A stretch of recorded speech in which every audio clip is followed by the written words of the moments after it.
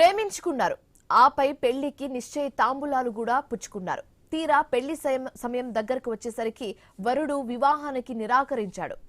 దీంతో ప్రియుడి ఇంటి ముందు బంధువులతో కలిసి ధర్నాకు దిగింది యువతి. ఈ ఘటన ఏలూరు జిల్లా కైకులూరులో చర్చగా మారింది.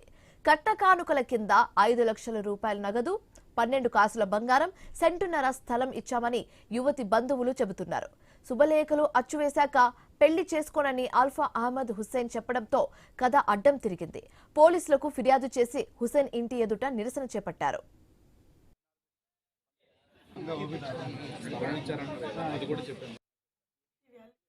అంటే నాకు చేసుకోవడం ఇష్టమే, మా ఇంట్లో వాళ్ళు ఒప్పుకోవట్లేదని చెప్పేసి నా దగ్గర చెప్పేవాడు సార్.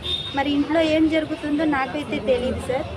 ఆ తర్వాత 2021లో మాట్లాడిన తర్వాత 2023 వరకు నాకు ఒక నోట్, 2022లో నాకు ఒక నోట్ రాసి ఇచ్చాడు సార్ 100 రూపీస్ స్టాంప్ మీద. ఇప్పటికి కూడా నీకు నా మీద నమ్మకం లేదా అని చెప్పేసి చెప్పారు సార్. చెప్తే నేను లేదు, నీ మీద నమ్మకం ఉంది నాకు అని చెప్పేసి చెప్పారు సార్.